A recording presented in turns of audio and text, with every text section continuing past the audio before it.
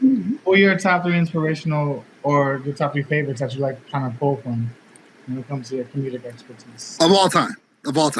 Okay, of all time. And why aren't they women? No, I'm playing. Nah, but go ahead. Why are they all white? Yeah, why are they all Jerry Seinfeld? Why is your top 3 culture? Mm-hmm. No, I mean, I think certainly there's some of that, right? Because I think we're all of an age where we didn't experience seeing a lot of people like us, and it was so rare. And one of the passions that I have, and I often think about writing a book about this someday, is the hidden figures of stand-up comedy with an emphasis on women and women of color, because I would challenge any of you to think through your own historic knowledge of comedy and comedians, and you'd probably be hard pressed to put any women in your top 5, let alone to even, be able to recall 5 of them separately. Right. Tiffany and Ali Wong. I mean, there's the current, right? Because things have moved. Nicki Minaj, yeah. Cardi B. What? No. Turns out I'm with the Yale of podcasts. So yeah, but okay, right. We know women, right? But it's especially when you look at historic, you've got women like Moms Mabley, who was so deeply impactful in the journey of every comedian, right? Not strictly for women and women of color, but not really getting her due, and not a household name. And she was performing decades ago when there were still segregated venues, and people like Moms Mabley and Dick Gregory are still going in the back door and using separate toilets from their colleagues, right? So so I think that's some of it is all of my influences are not white men, but naturally many of them are going to be, because that's what I saw. I would say Richard Pryor is huge for me. And it wasn't really until later in my life that I was able to appreciate him as much as I think he should be. But when you think about everything he was achieving and all of the boundaries he was stretching, and beyond that, just how purely funny he was. I think Richard Pryor is phenomenal. Similarly, I would say George Carlin was on one. George Carlin was so ahead of his time and really talking about things that mattered back in the day.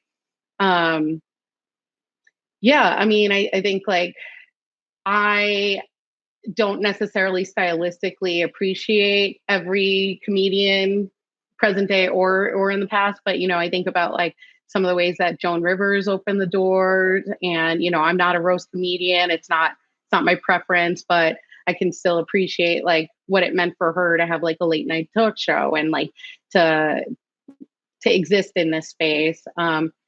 If we look at modern day, of course, Ali Wong is my one of my comedy North Stars. I adore her. W. Kamau Bell, who is lesser known as a stand-up comedian, but is a stand-up comedian. Had an amazing show on FXX back in the day called Totally Biased with W. Kamau Bell. Has written a book, had a Netflix special called Private School Negro, and is currently the host of United Shades of America on CNN. I think he's one of the most brilliant comedians. And so when I first saw Kamau perform, it was the first time that I was oh, you don't have to be offensive and problematic and inevitably alienate some part of an audience. And that's the only way to be funny. I saw him being really inclusive and inviting and just saying shit that mattered, but making people piss their pants laughing. Similarly, Hari Kondabolu, who's from BK. So, I know we've got New Yorkers here. So Hari Kondabolu was so much like that for me. There's this cat out in the UK named Russell Howard, who I think is one of the funniest humans on the planet. He has, he's had a number of shows on TV over the years, and I rarely get through an episode of his shows without crying, laughing. So, I just draw from where I can, but Jim Gaffigan, I think, is one of the most insane comedic feats. The man does clean comedy, has been relevant for decades, still fills out arenas, and has this comedy that's so relatable. You know, like he and I couldn't be any demographically more different. But when I hear him tell jokes, when I read his books, I'm like, this man gets me. Mainly because I love food and like, you know, we're two fat people who enjoy food. But you know, I think it's just like Hot pocket. carry your pocket. It's not delivery, it's DiGiorno.